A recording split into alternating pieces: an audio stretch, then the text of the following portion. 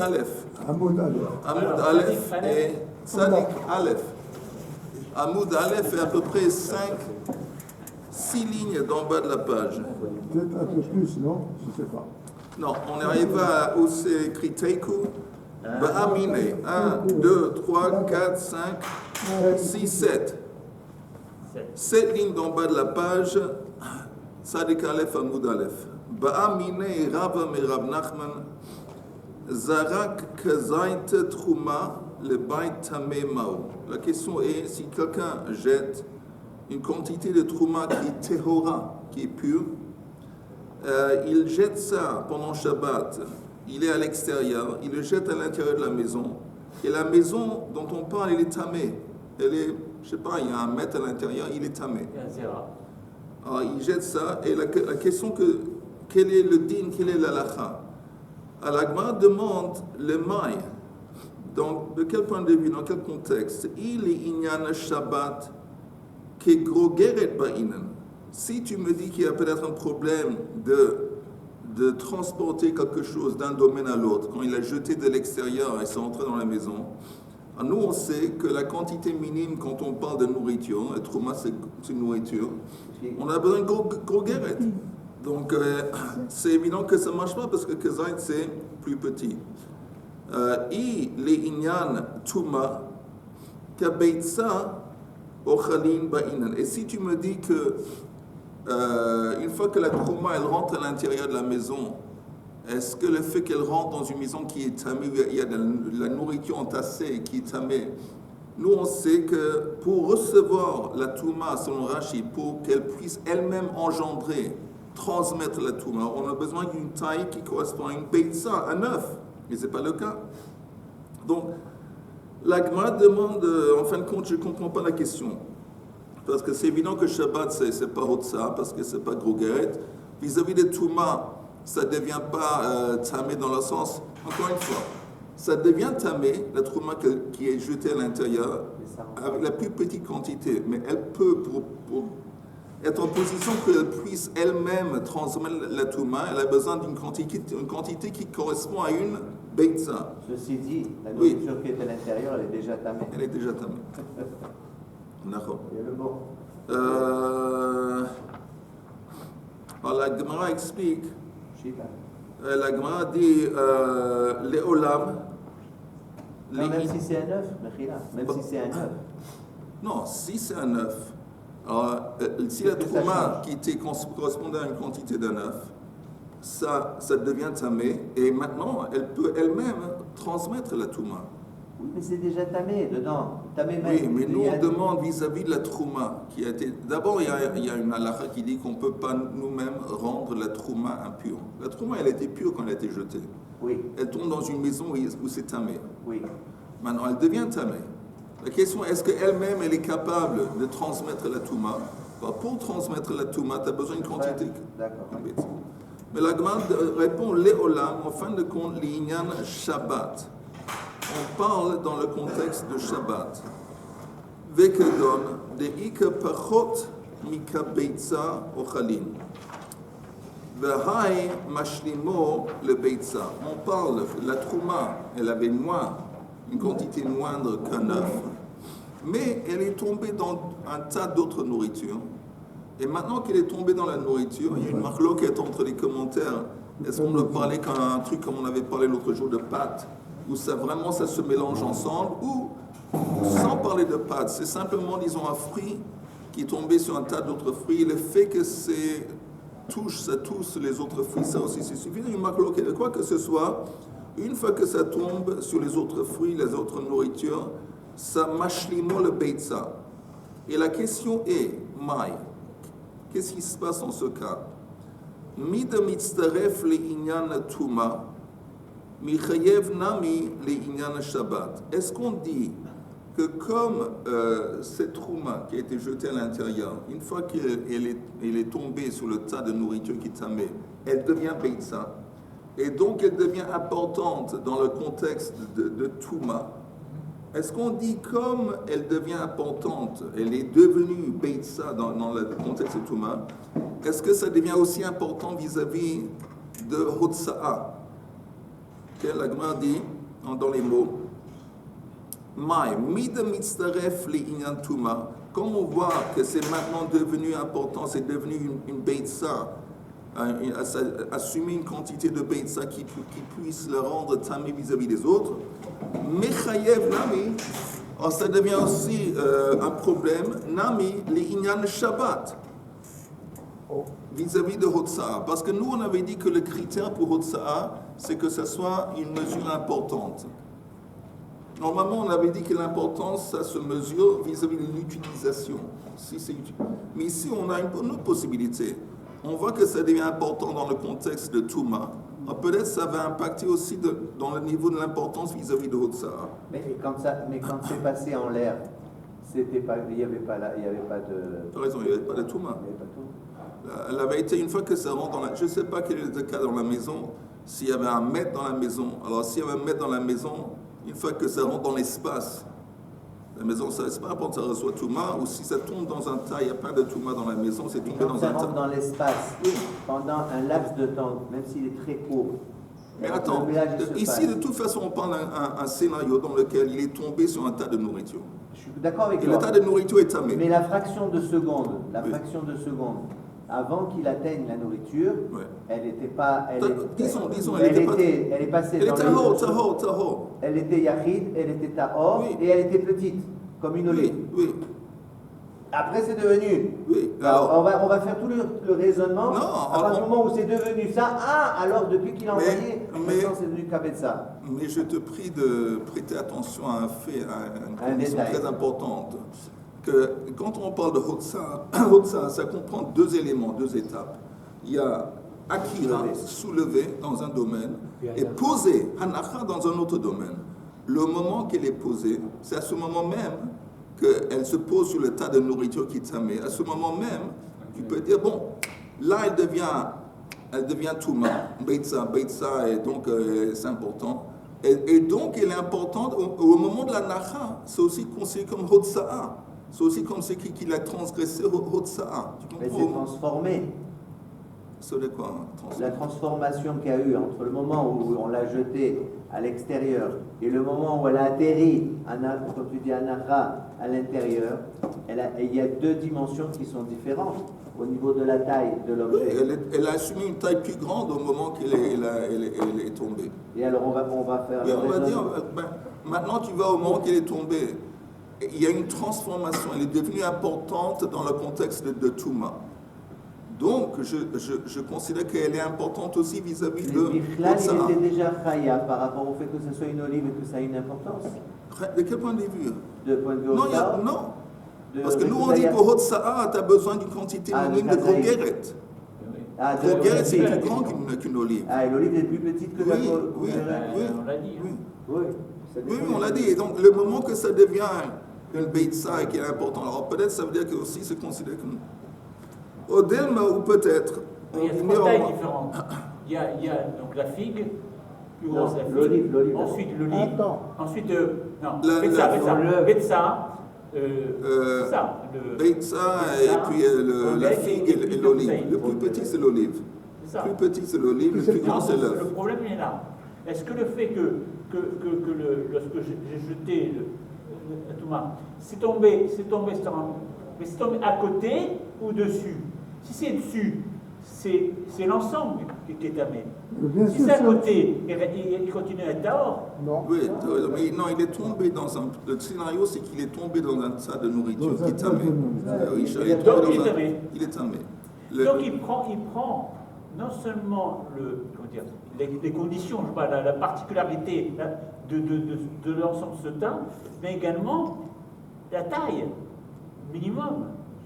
Et oui, parce que si on ne peut pas séparer ce qu'on a jeté de l'ensemble, alors pourquoi donc différencier? Le moment que ça tombe sur le tas de nourriture, apparemment, alors ça rentre en contact, c'est collé ensemble, et là c'est considéré en quelque sorte en faisant partie d'une unité avec le reste, et maintenant c'est plus considéré comme un kazait, c'est considéré au moins comme un œuf.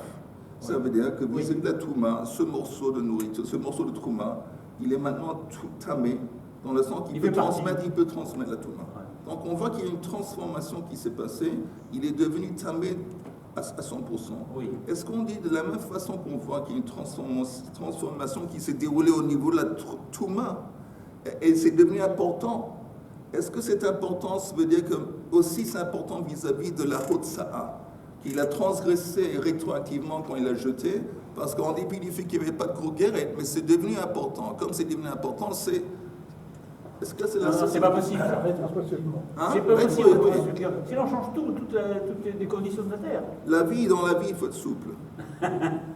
Alors la Gemara demande ça, c'est la question, au ou peut-être Kol Inyan Shabbat, tant qu'on est dans le contexte de Shabbat et de la définition de Hotsa'a, on reste avec la mesure que Grogeret Ba'inan. On a besoin d'une Grogeret, un point final.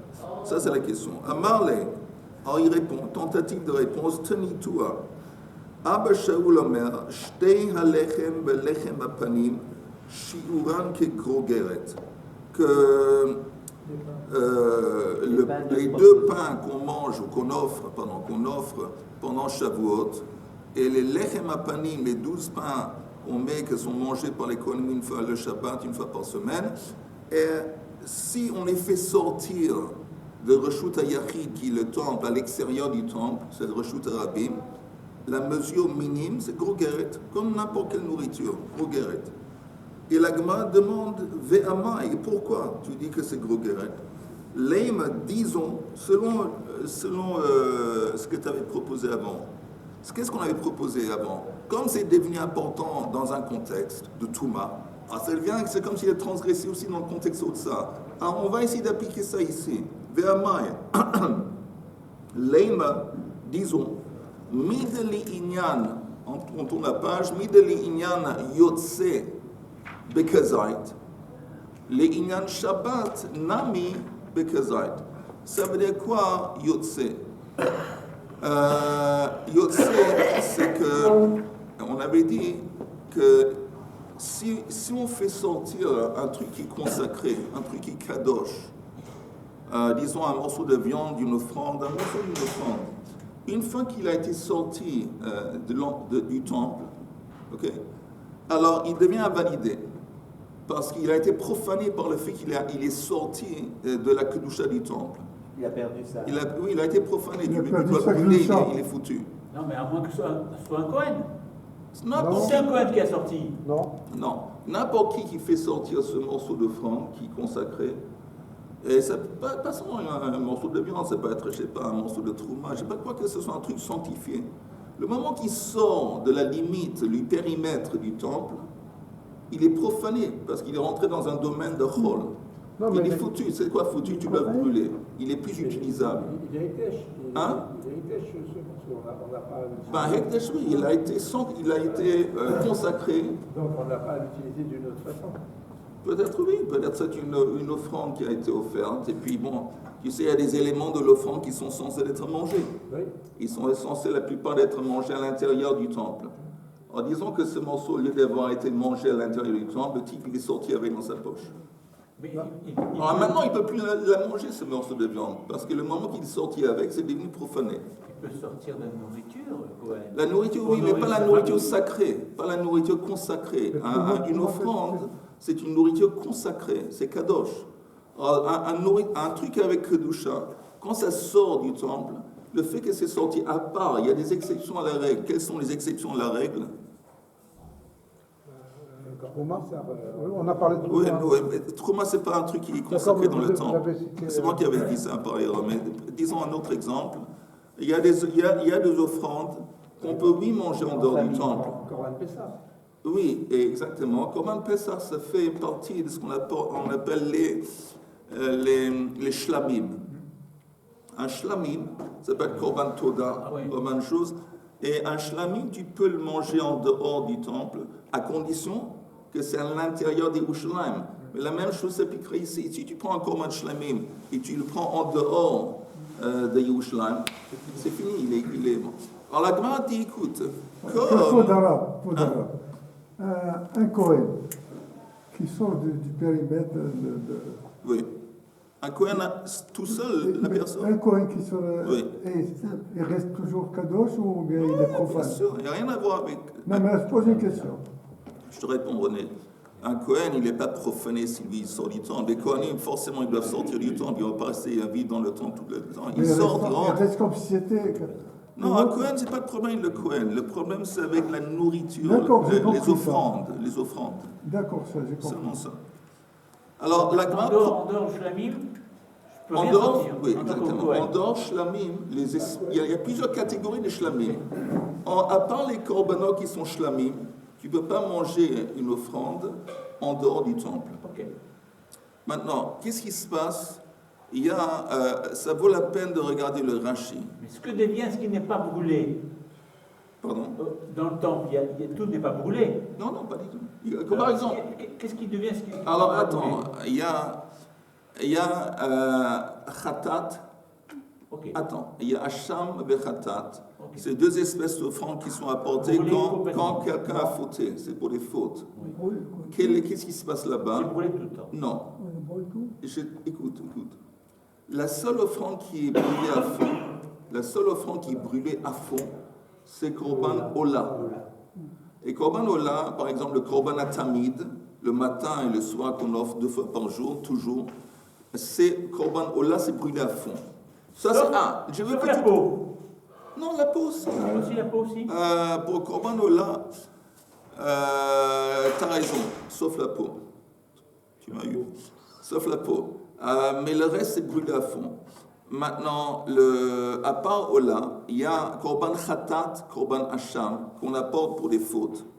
Korban Khatat et Hacham, un élément est brûlé sur l'autel, le reste est mangé par les Kohanim, seulement par les Kohanim. Et quand les Kohanim ils mangent du Khatat et du Hacham, ça fait partie du Tikkun, de celui de la rectification, la kapara pour celui qui a apporté l'offrande. Quand les Kohanim ils mangent.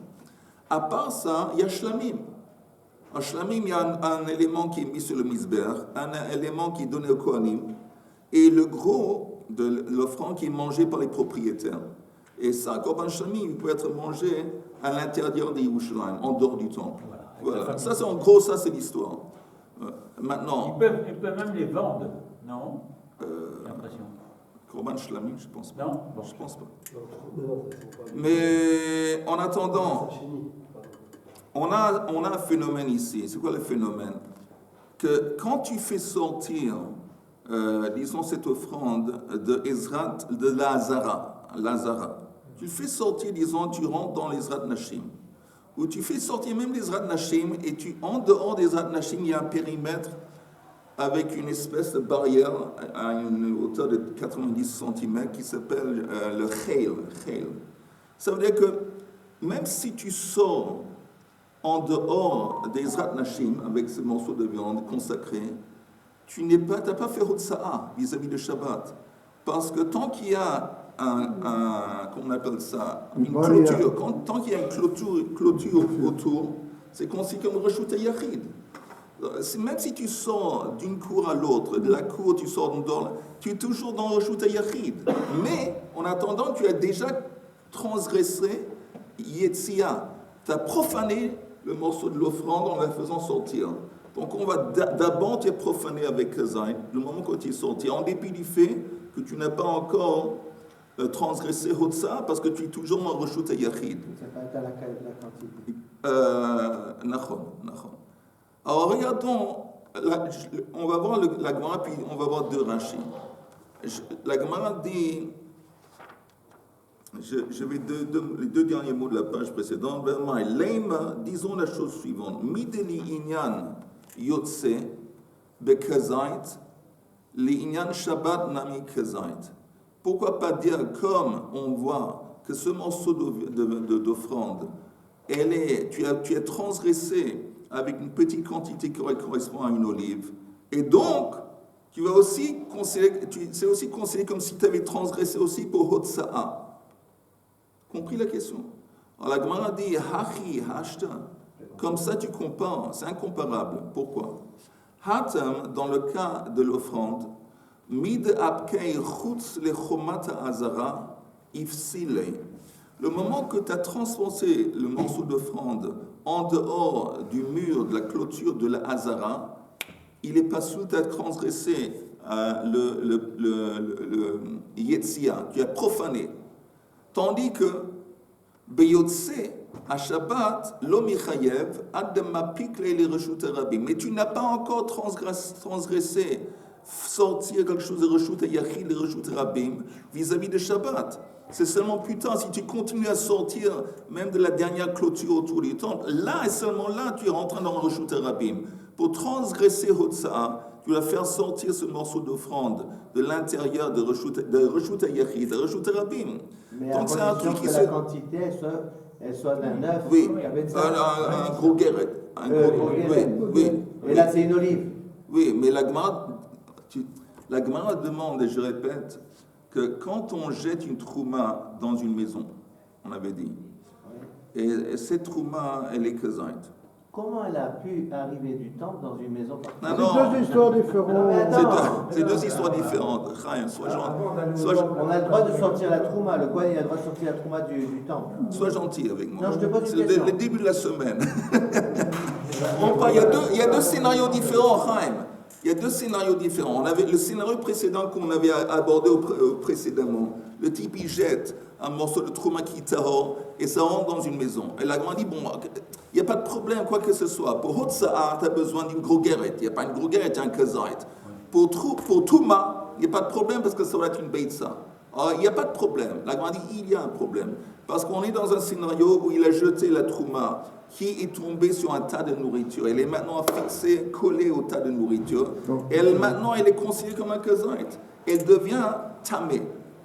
Et la Gemara propose, ça c'est la question, comme on voit que dans le contexte de Touma, elle est devenue importante, elle a été transformée, elle devient interdite, disons qu'elle va aussi être considérée comme interdite dans le contexte de Hotsa'a, même s'il y a moins que gros guérette.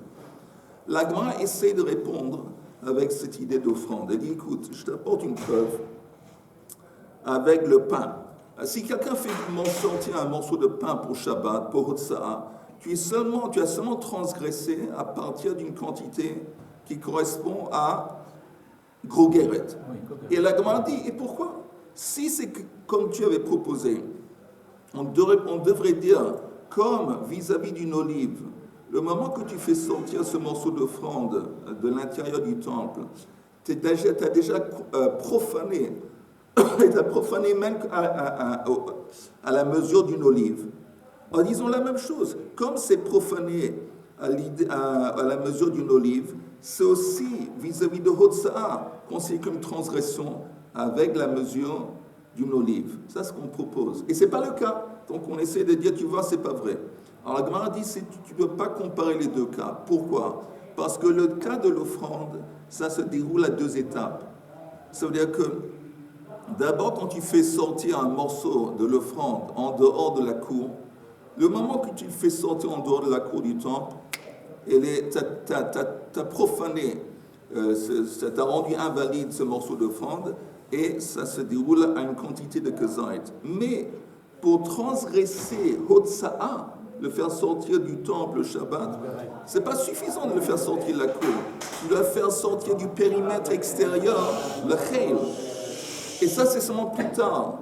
Donc, c'est différent. Pourquoi c'est différent? Parce que comme nous, on a parlé dans notre scénario précédent de jeter une trouma dans la maison, ça s'est déroulé en même temps. Au même temps que ça s'est tombé par terre sur le tas de nourriture et c'est devenu tamé, en même temps, tu as fini Hotsa'a. Ça s'est déroulé en même temps. Donc, c'est incomparable. Tu suis ou pas? Okay. Alors, regardons ça dans les mots et puis après dans le Rashi. Regardons d'abord dans le Rashi. Regardez la ligne Ve'amai. La première ligne d'en haut dans le Rashi Ve'amai. Pourquoi? Leima bekazait michayev.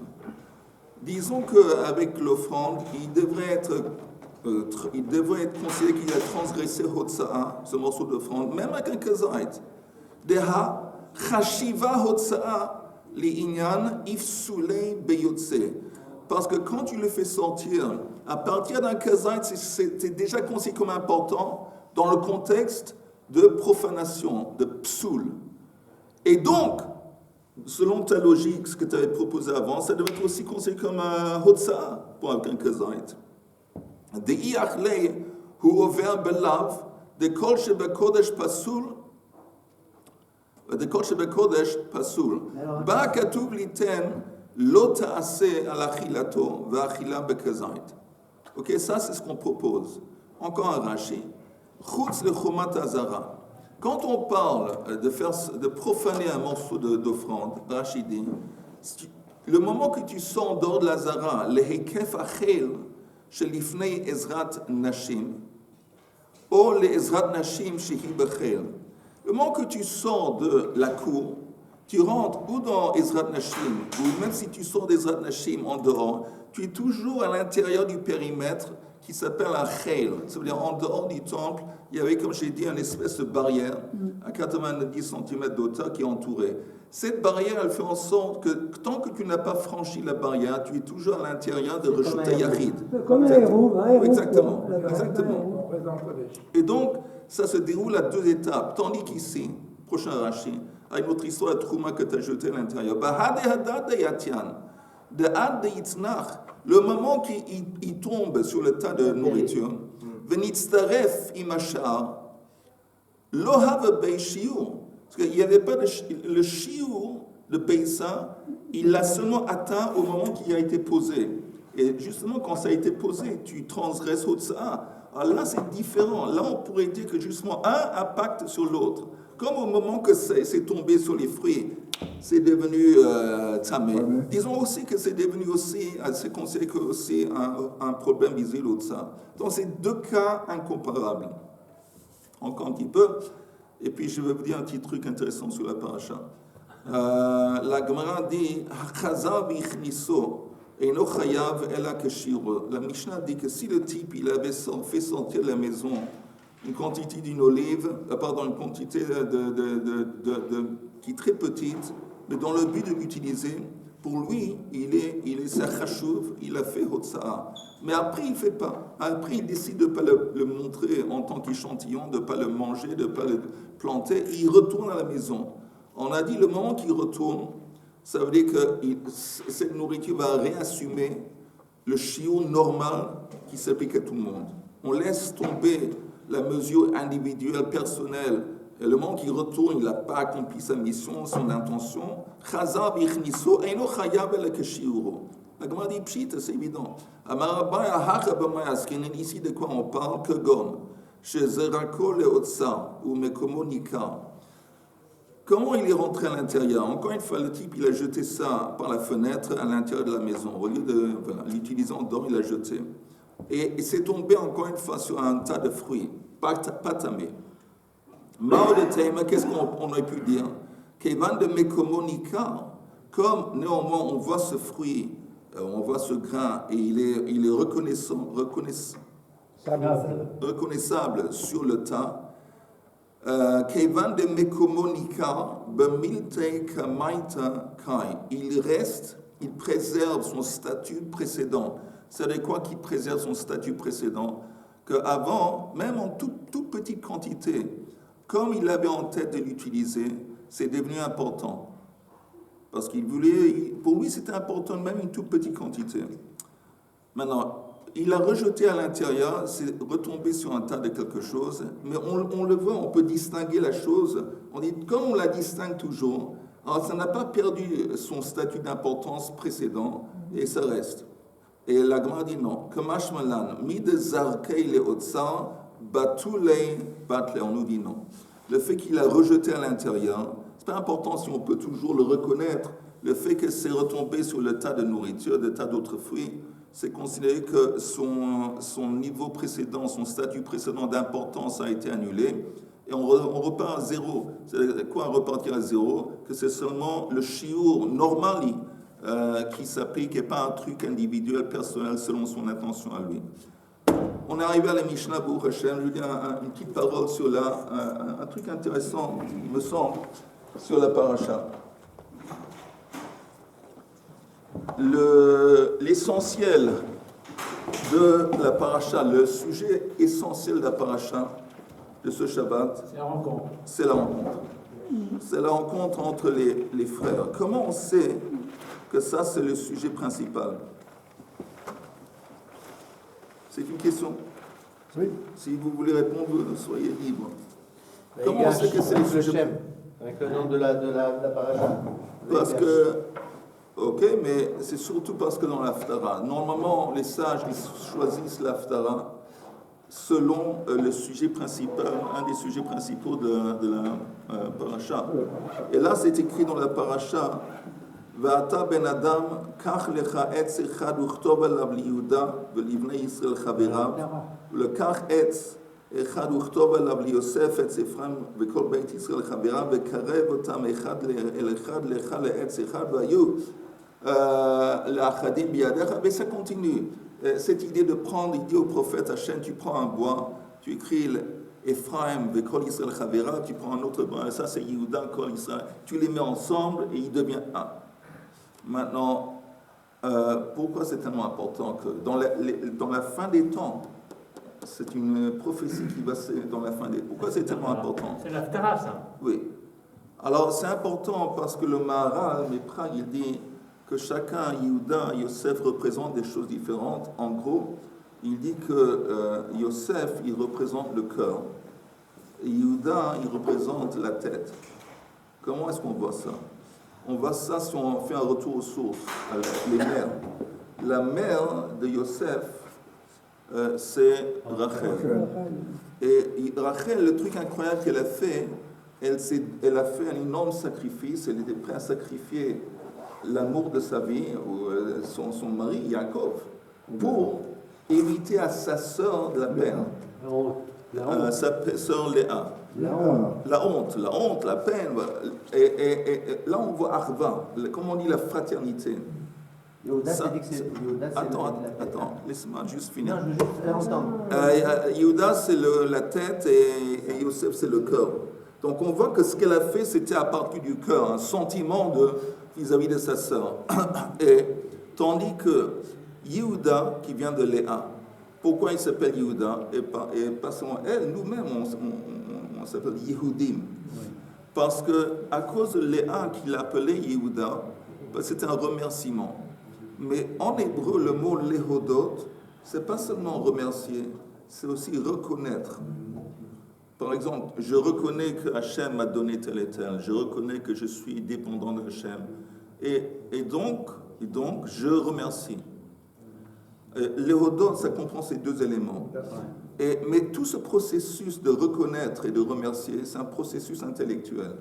Ça n'a rien à voir avec le cœur, c'est la tête. Le processus de Léhodot, ça vient de la tête. Et on revoit ça plus tard avec Yosef qui dit, quand il va chercher ses frères, et il dit « Et Echai anochi mevakesh ». Il rencontre l'ange Gabriel, il dit « Mais je cherche mes frères, je suis à la recherche de mes frères ».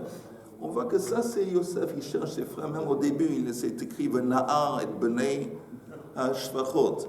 Il était avec les fils des servantes. Voilà. Mais on voit, en attendant, on voit qu'il y a un problème avec le cœur. Ok, il y a du cœur avec Yosef. Il y a un problème, il y a un manque vis-à-vis de la tête avec Yosef. Où est-ce qu'on voit qu'il y a un manque vis-à-vis de la tête? Quand Yosef se met à raconter ses rêves à sa famille. Les rêves dans lesquels il décrit qu'ils vont se prosterner à lui. Et c'est écrit dans la Torah. Parce qu'il va rencontrer ses frères aussi. Oui, mais avant, au début, il y a son père qui écrit V'yig arbo aviv. Son père s'est fâché avec lui. Et Rachid dit pourquoi? Parce qu'il engendre la haine. Il engendre la haine. Mais maintenant, ça, c'est un manque de marchava. Il n'a pas pensé. Donc on voit que d'un côté, comme il vient de Rachel, il a le lèvre.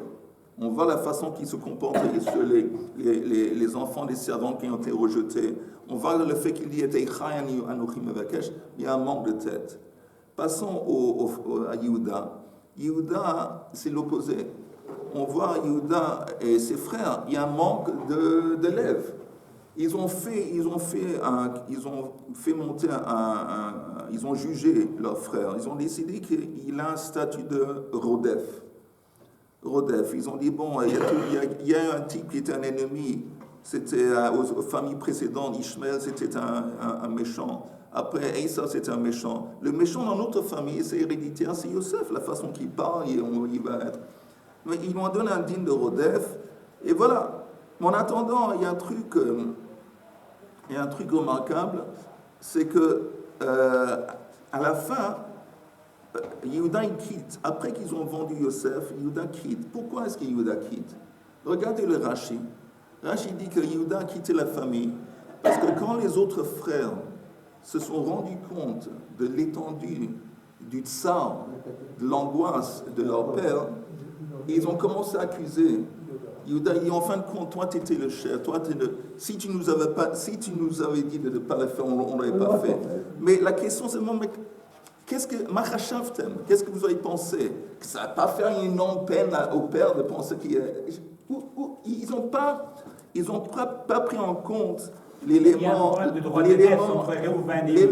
sentimental, l'élément des émotions, ils n'ont pas pris ça en compte du tout. Et ça, on voit qu'il y a la cervelle, le truc, mais il y a un manque de cœur. Et on voit plus tard le tikkun. Comment on voit le tikkun? Alors d'abord, on voit le tikkun que Yehuda il dit Tzadka mimani. Il admet pour que quelqu'un d'autre ne va pas avoir du mal, mais aussi un truc très beau, que c'est écrit que quand ils se sont embrouillés avec Yosef sans le savoir qui c'était, il dit bon, je vous accuse d'être des espions, je garde Shimon. Comment eux ils répondent? Ils disent la chose suivante.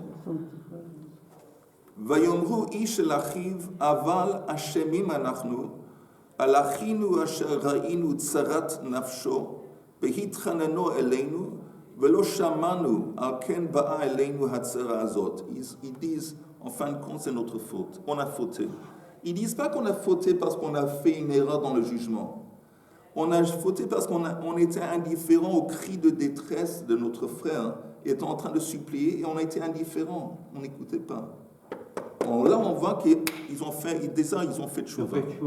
Et deuxièmement, on voit qu'ils ont fait tchouva aussi à la fin, avec Yehuda. Yehuda, maintenant, il est prêt à se sacrifier et rester prisonnier à toute sa vie en prison, en Égypte, à condition que pour épargner à son père de la détresse. Et on voit que tout ça, c'est une tchouva. Tandis que Yosef, on voit que l'intelligence, il a fait tchouva aussi, parce qu'il est devenu plus malin, il est devenu plus intelligent. Tout le tirkoum qu'il a fait avec ses frères, que quand ils sont venus, il leur a donné à tout le monde à manger, mais il a donné des cadeaux. Il a donné beaucoup plus de cadeaux à Binyamin. Après, il a mis le gobelet dans le truc de Binyamin. Tout ça, c'était un test. Et le test, c'est une preuve d'intelligence, c'est un tirkoum. Tout ça pour vous dire quoi? En quelque sorte, le récit dans la Torah des frères et de Yosef, c'est un récit d'une tension qui existe entre le cœur et entre l'intelligence.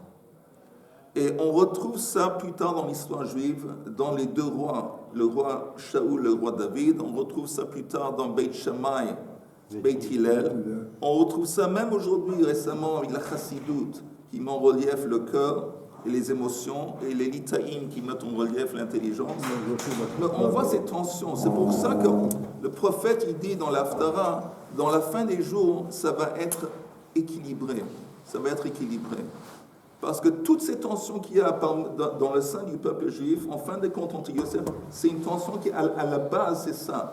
Entre le cœur d'un côté, Mashiach ben Yosef, c'est le cœur, Mashiach ben David, qui est l'intelligence, et ensemble, ils vont venir ensemble pour rectifier tout ça. Est-ce que l'âme se retire?